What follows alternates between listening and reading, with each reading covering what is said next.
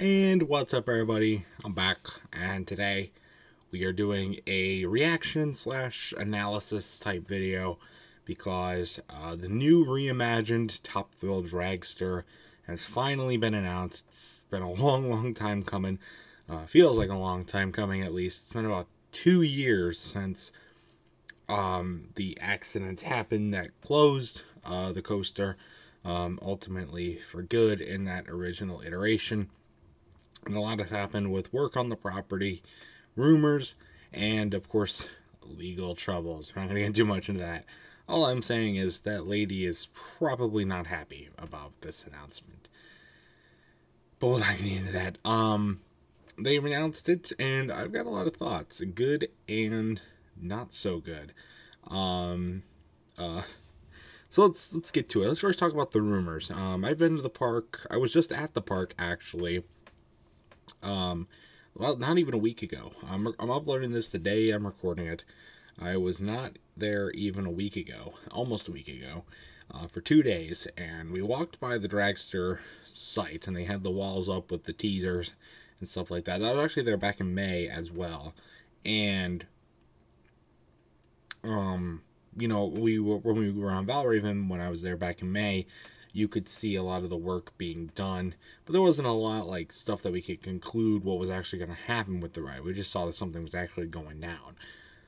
This time, though, when we were there, I got multiple good angles of the coaster. I got good ones from Power Tower, Windseeker, not really from Valraven because we did that one only at night, but a bunch of other like rides that we were able to. Oh, an Iron Dragon especially gave us a good view over the wall, and we were able to take a look at what's going on there. And there's a lot going on. Obviously, you could tell that there's white track being placed.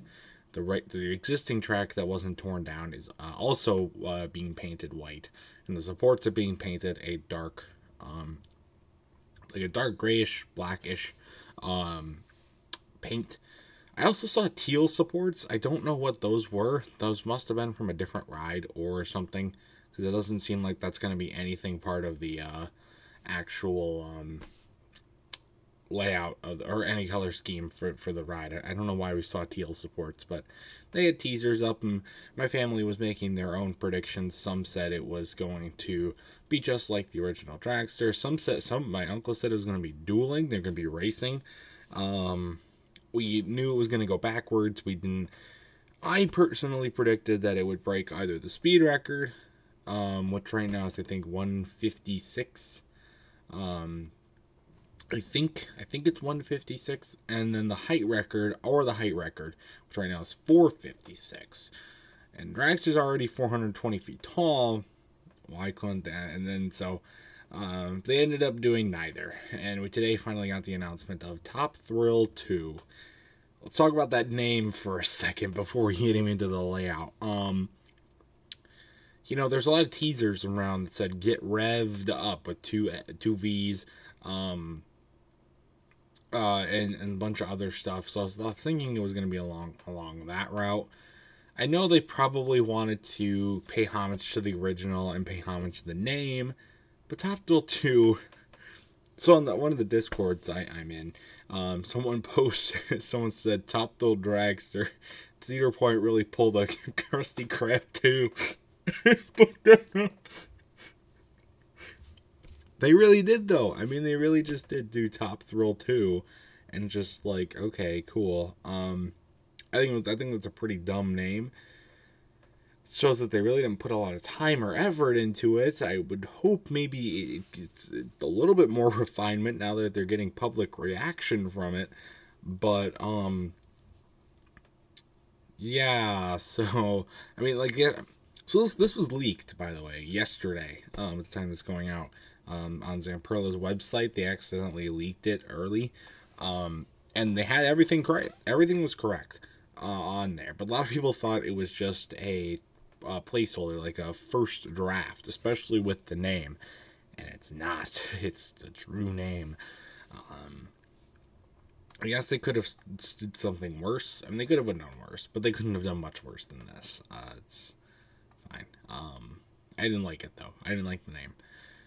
But then the the layout of the ride. So basically what's going to be is it's going to be triple launch. So the first launch is going to be 74 miles an hour. It's going to go forward, go part way up the original structure. Then it's going to go backwards and launch at 101 miles per hour and go up the backward spike. The backward spike was a big thing that people thought was going to be a part of the ride. It is.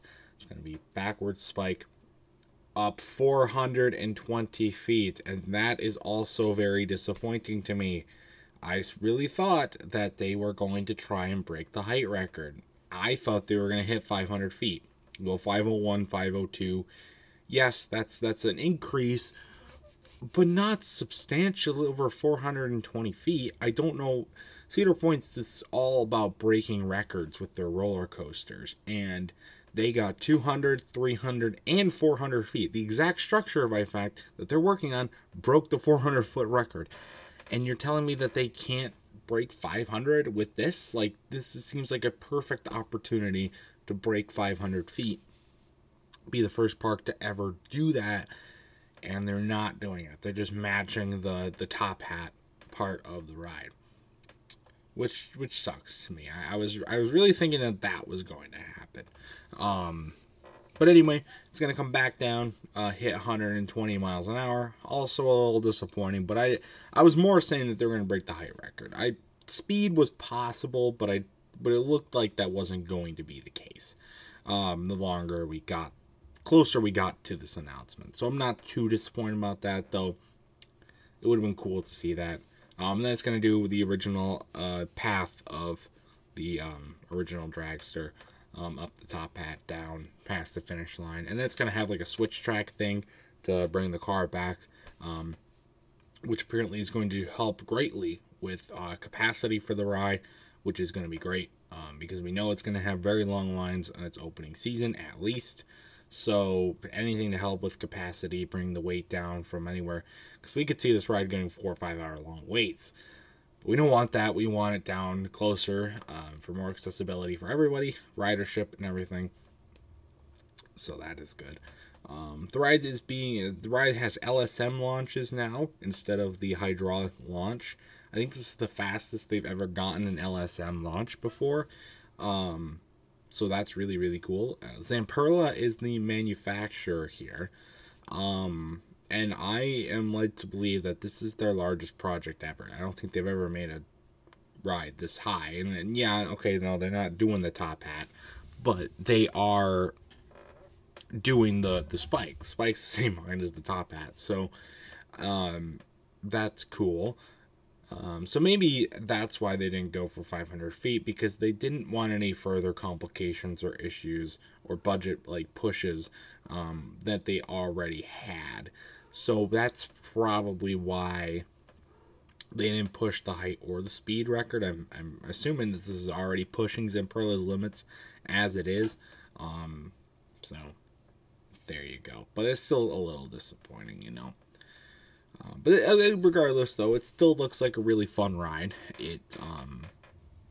For sure. Definitely will be riding it, seeing how it compares to the original.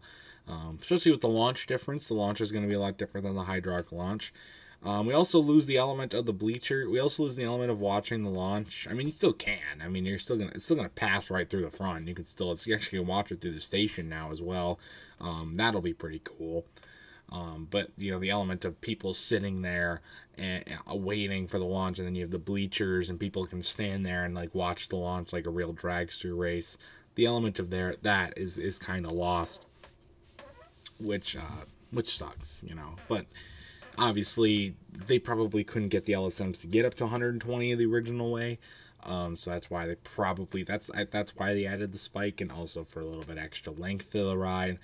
It's going to be about twice as long as the original one was, which, you know, is only 17 seconds. They're only up to 34 seconds, but that's still a lot more than 17. So it's going to be pretty fun. And so that'll definitely be a lot of cool stuff to see there. So also, you know, I think the LSMs are going to be more reliable than the hydraulic launch was, so not much downtime. You know, longer ride will probably be better, and also better capacity. Hopefully it gets more ridership. safer, without any issues or very few issues, and hopefully hopefully it's still fun. I think it will be. It still looks like a pretty fun ride experience. The launch is still going to be really, really fun, especially going backwards. I'm pretty excited about the backwards launch at 101 miles an hour. That's going to be pretty fun. So I can't wait to ride it next year in 2024. But I want to hear your guys' thoughts on this. What are your thoughts? I want to know in the comment section down below. So stay tuned for that, and stay tuned for the much more amazing content. I will have, of course, as soon as I ride it next year, I'll have my review posted. If there's any major updates with the ride, I'll probably do another video on it, as I have. But until then, I will see you guys later. Goodbye.